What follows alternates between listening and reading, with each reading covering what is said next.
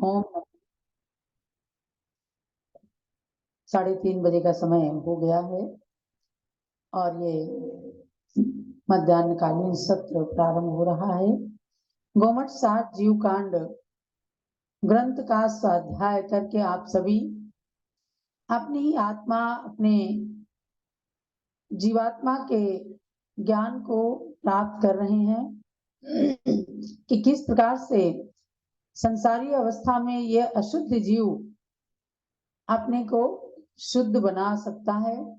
इसके लिए आचार्य देव ने 20 प्ररूपणाओं का वर्णन करने हेतु गोमट सार जीवकांड नाम के ग्रंथ की रचना की है। ध्यान देना है, आप सबकी परीक्षा 12 मई को संडे को होने वाली है और अब ये 1-2 दिन में ही कोर्स पूरा होगा। 40 गाथाओं की परीक्षा रहेगी और गोमट सार ग्रंथ की तृतीय परीक्षा रहेगी, यानी थर्ड पेपर आपका रहेगा। 2 पेपर आप दे चुके हैं और तीसरा रहेगा और चौथा पेपर आगे अगले माह लेकर के उसकी परीक्षा और गोमट सार का स्वाध्याय उसकी कक्षा संपन्न हो जाएगी। तो वेद मार्गना तक आपने 87 गाथाओं को पढ़ लिया और उसकी परीक्षा भी दे चुके हैं। अब कसाय मार्गना, ज्ञान मार्गना और संयम मार्गना, इन तीनों में स्थित 88 नंबर की गाथा से लेकर 127 नंबर की गाथा तक 40 गाथाओं की परीक्षा होने वाली है।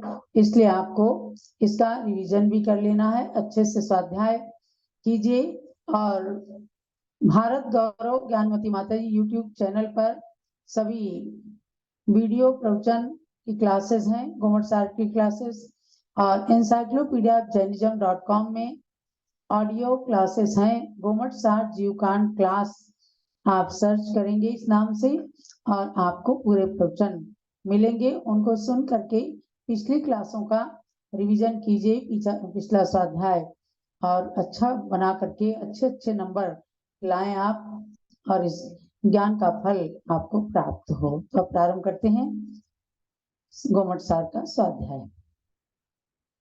सिद्धम शुद्धम पणमीय जिणिंद वर्णिमि चंद्रमकलंकम गुणरयण भूषणोदयम जीवस्य परुवणम मूर्छम। जीव द्रव्य की 20 प्ररूपणाओं का वर्णन करने के लिए प्रमुख रूप से इस ग्रंथ का नाम सार्थक हो रहा है जीव कांड, जिसके अंदर जीव द्रव्य का ही विशेष वर्णन है। उस जीव की संसार अवस्था के अशुद्ध पर्यायों को 20 प्ररूपणाओं के माध्यम से बता करके और उसे कैसे शुद्ध बनाया जाए, इसकी प्रेरणा और इसका तरीका, उपाय बताया गया है। तो उस क्रम श्रृंखला में हम संयम मार्गना में चल रहे हैं।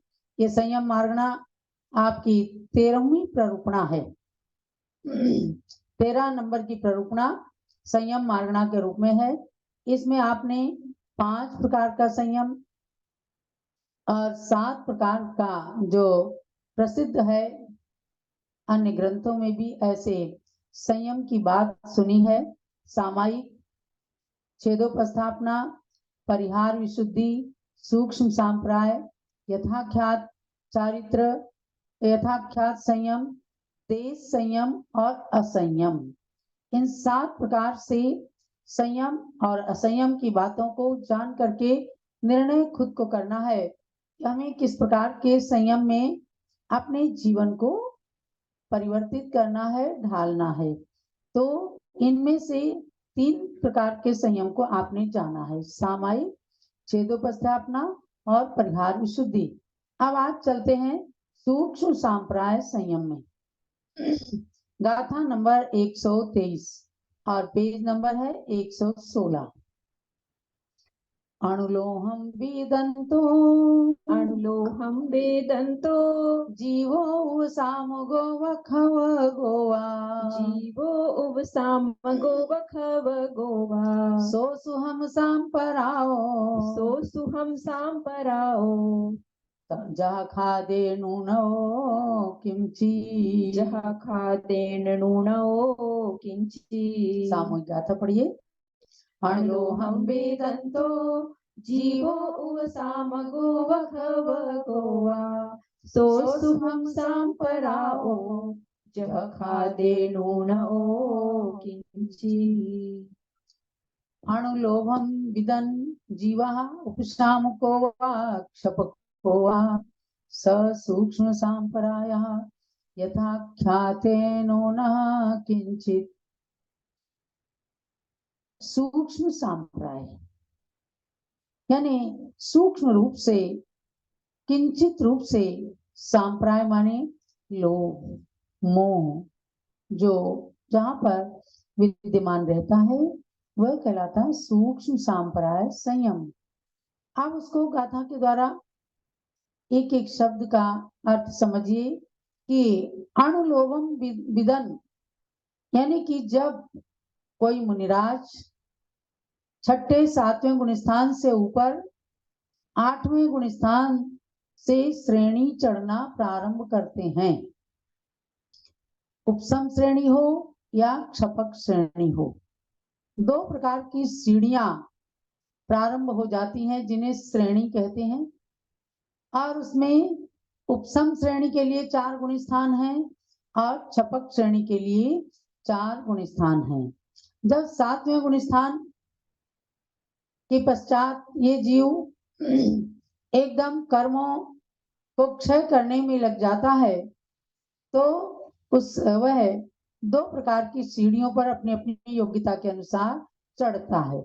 या तो उपसम श्रेणी पर, तो उपसम श्रेणी में 8वां 9वां 10वां और 11वां ये 4 गुण स्थान है। अब उपसम श्रेणी चढ़ने वाला जब 11वें गुण स्थान तक जाता है तो या तो वहां से गिरता है या अगर आयु पूर्ण हो गई तो मर जाता है, कोई उपसर्ग के निमित्त से या स्वयं की आयु क्षय के निमित्त से, तो या तो गिरता है नीचे या फिर मर जाता है, मरण को प्राप्त हो जाता है। और जो व्यक्ति छपक श्रेणी पर चढ़ता है, ये तो सीढ़ियां हैं, छपक श्रेणी के भी 4 गुण स्थान है, 8वां 9वां 10वां और 12वां। इस छपक श्रेणी में 11वां गुण स्थान छूट जाता है, माने 10वें गुण स्थान से छलांग लगा करके और महामुनिराज छपक श्रेणी के 12वें गुण स्थान में पहुंच जाते हैं और वहां एकदम मोह क्षीण हो जाता है और उनको केवल ज्ञान प्राप्त हो जाता है। बस वे 13वें गुण स्थान में केवली अवस्था में अरहंत अवस्था को प्राप्त कर लेते हैं। ये आपको 2 श्रेणियों का भेद समझ लेना है। तो उस भेद को इसलिए हमने बताया कि यहाँ पर अणुलोहम वेदंतो सूक्ष्म सांप्राय संयम की जब बात करते हैं तो इसमें आया कि जिस उपसम श्रेणी वाले अथवा छपक श्रेणी वाले जीव के अणुमात्र लोभ माने सूक्ष्म लोभ, जो केवली भगवान ही जान सकते हैं, बाकी किस रूप में उन महामुनिराज के अंदर में रहता है, उस अणुमात्र लोभ की अवस्था में सूक्ष्म दृष्टि को प्राप्त लोभ कषाय के उदय का अनुभव होता है, उसको सूक्ष्म सांप्राय संयमी कहते हैं। यानी चाहे छपक श्रेणी पर चढ़ रहे हो चाहे उपसम श्रेणी में चढ़ रहे हो, 10वां गुण स्थान तो उनको प्राप्त होना ही होना है। उस 10वें गुण स्थान में चूंकि उसका नाम ही सूक्ष्म सांप्राय है तो उसमें अणुमात्र लोभ, केवल बादल लोभ तो 9वें गुण स्थान में खत्म हो जाता है और सूक्ष्म लोभ 10वें गुण स्थान में रंच मात्र के लिए रह जाता है। उसमें किसी प्रकार का कोई परिग्रह, किसी प्रकार की कोई भावना नहीं है, लेकिन वो सत्ता में रह जाता है। तो वह सूक्ष्म लोभ को प्राप्त जो लोभ कषाय का उदय मात्र है, जरा सा उसका वेदन अनुभवन जो होता है बस उस समय का नाम, उतने से समय का नाम है सूक्ष्म सांप्राय संयम। ये सब गुण स्थान बिल्कुल अंतर मुहूर्त मात्र के लिए प्राप्त होते हैं। कहने में तो समय लग रहा है, लेकिन जब चाहे वो 8वां हो, 9वां हो, 10वां हो, 11वां, 12वां, इनके सबके गुण स्थान के काल अंतर मुहूर्त ही है। और वो अंतर मुहूर्त का समय ऐसा है कि ध्यान की अग्नि एकदम प्रज्वलित होती है और 4 घातिया कर्मों का नाश कर देते हैं। तो समझो जब 11वें गुण स्थान तक आते हैं, उपशांत कषाय गुण स्थान में उपशम श्रेणी चढ़ने वाले, तो उनके भी छपक श्रेणी के समान ही परिणाम रहते हैं। लेकिन उदय ऐसा है 11वें गुण स्थान के समय में कि उनको गिरना ही पड़ता है। वो गिर करके मिथ्यात्व तक भी आ सकते हैं, असंयम में आ जाए, 6ठे 7वें गुण स्थान में आ जाए, 5वें में आ जाए, 4थे में आ जाए, या प्रथम गुण स्थान तक भी मिथ्यात्व में भी आ सकते हैं। ये है उपशम श्रेणी की बात। और छपक श्रेणी में चढ़ गए तो भी उनके 10वें गुण स्थान में जो अवस्था है, तो उस समय उनको सूक्ष्म सांप्राय गुण स्थानवर्ती कहा जाता है, और उस समय का संयम भी सूक्ष्म सांप्राय संयम कहलाता है। ये चौथे नंबर का संयम हुआ। सामायिक, छेदोपस्थापना, परिहार विशुद्धि और सूक्ष्म सांप्राय। तो 10वें गुण स्थान में कोई पूछे कि सूक्ष्म सांप्राय संयम कहाँ होता है, 10वें गुण स्थान में ही सूक्ष्म सांप्राय नाम का संयम होता है।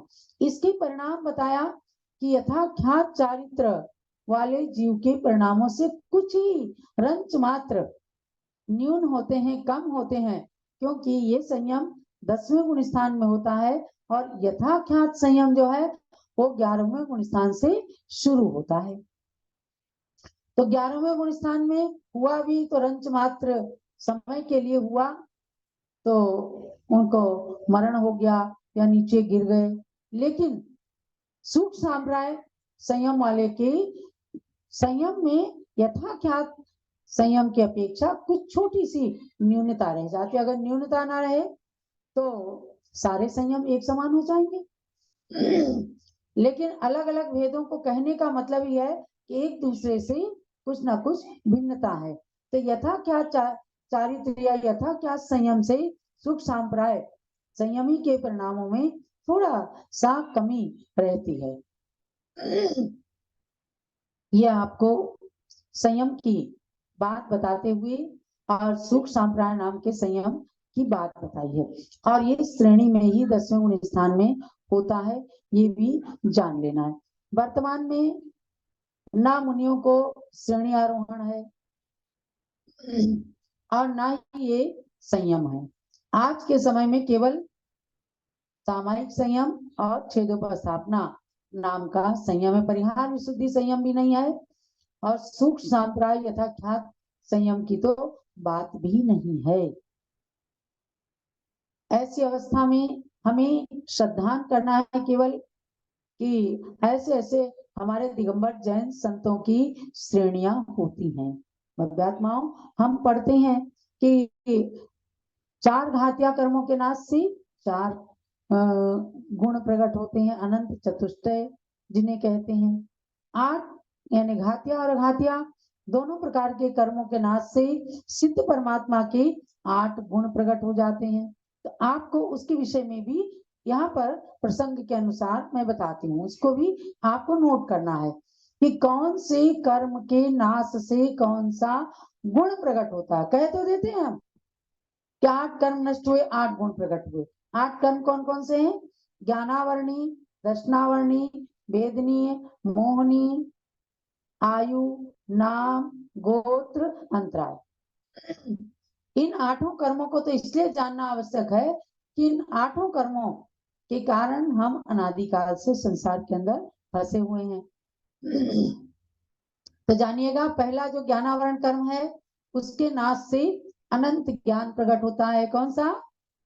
अनंत ज्ञान, जिसको कहते हैं केवल ज्ञान। और दर्शनावरण कर्म के नाश से अनंत दर्शन प्रकट होता है, जिसे कहते हैं केवल दर्शन। केवल ज्ञान और केवल दर्शन युगपत एक साथ होता है। और वेदनी कर्म के नाश से अव्याबाद गुण होता है, क्योंकि वेदनी से सुख दुख मिलता है और वेदनी कर्म के नाश से ऐसा सुख प्राप्त हो जाता है कि ना उनको किसी से बाधा होती है, ना उनसे किसी को बाधा होती है। तो ये कहलाता है अव्याबाद गुण। यद्यपि ये अघातिया कर्म में है, लेकिन इसके नाश से अव्याबाद गुण सिद्धों में प्रकट होता है, यानी कि घातिया कर्मों के नाश के बाद घातिया कर्मों का नाश हो गया तो वहां पर साता या साता ये वेदनी कर्म रहते हैं, लेकिन वो बिल्कुल जली रस्सी के समान, उनका कोई कार्य नहीं होता। क्योंकि जब उन्होंने अरिहंत अवस्था प्राप्त कर ली, समोसरण जैसा वैभव प्राप्त कर लिया, आत्मा के अनंत चतुष्टय गुणों को प्रकट कर लिया, तो वहां पर किसी प्रकार का कोई दुख तो है ही नहीं। बस केवल नाम मात्र की ये प्रकृतियां वहां पर सत्ता में विद्यमान रहती हैं। और मोहनी कर्म के नाश से क्षायिक सम्यक तो प्रकट होता है, जो कभी भी समाप्त होने वाला नहीं। आयु कर्म के नाश से अवगाहनत्व प्रकट होता है और नाम कर्म के नाश से सूक्ष्मत्व गुण प्रकट हो जाता है। पढ़ते ना, एक सिद्ध में सिद्ध अनंत जान अपनी अपनी सत्ता प्रमाण। अनंत अनंत सिद्ध सिद्ध शिला पर बैठे हैं, हाँ, लेकिन उनको एक दूसरे से किसी को कोई भी बाधा नहीं है। अवगाहन गुण उनके अंदर ऐसा है। नाम कर्म के नाश से सूक्ष्मत्व गुण प्रकट हो जाता है और गोत्र कर्म के नाश से अगुरु लघु गुण प्रकट होता है और अंतराय कर्म के नाश से अनंत वीर्य अनंत शक्ति प्रकट हो जाती है। ये आपको जान लेना है कि 8 कर्मों के नाश से 8 गुण प्रकट होते हैं, लेकिन अरहंत अवस्था में अनंत चतुष्टय ज्ञानावरण, दर्शनावरण, मोहनी और अंतराय, इन 4 घातिया कर्मों का नाश होता है। तो अनंत ज्ञान, अनंत दर्शन और अनंत सम्यक यानी क्षायिक सम्यक्त्व और अनंत वीर्य शक्ति ऐसी प्रकट हो जाती है कि जिस शक्ति के बाद फिर हीनता, शक्ति में हीनता, किसी प्रकार की कोई कमजोरी उनको आती ही नहीं है, ना शारीरिक कमजोरी और ना आत्मिक कमजोरी। ऐसे कर्मों को नष्ट करने की एक श्रृंखला होती है, एक परंपरा होती है। और जब मुनिराज श्रेणी में आरोहण करते हैं, अर्थात शुक्ल ध्यान में स्थित हो जाते हैं, तो इधर बिल्कुल स्थिर चित्त शरीर से बैठे हैं और उधर कर्मों को जलाते होते हैं। ध्यान की अग्नि लग जाती है अंदर और कर्म उनके जलने लग जाते हैं। ये कर्म की व्यवस्था है, जिस कर्म सिद्धांत पर जैन धर्म टिका हुआ है, उस कर्म सिद्धांत को हमें बारीकी से जानकर और कर्मों को नष्ट करने की श्रेणी में अपने कदम आगे बढ़ाना चाहिए। यही आज के स्वाध्याय का सार समझना कि सूक्ष्म सांप्राय नाम का संयम 10वें गुण स्थान में होता है और आज किसी को ये संयम प्राप्त नहीं हो सकता, लेकिन उन संयम को प्राप्त करने वाले उन तमाम अनंत सिद्ध परमेष्टि भगवंतों को मेरा बारंबार नमस्कार हो। जावाणी के ज्ञान ते सूजे लो कालो, सोवाणी मस्तक चढ़ो सदा देतु दो। हे जिनवाणी भारती तोय जपो दिन रहे, जो तेरी शरणा गहे सो पावे सुख चैन। ज्ञानमती को नित नमो, ज्ञान कली खिल जाए, ज्ञान ज्योति की चमक में जीवन मम मिल जाए। जलोदात सांग मई जिनवाणी माता की जय। और अब आचार्य त्रय की पूजन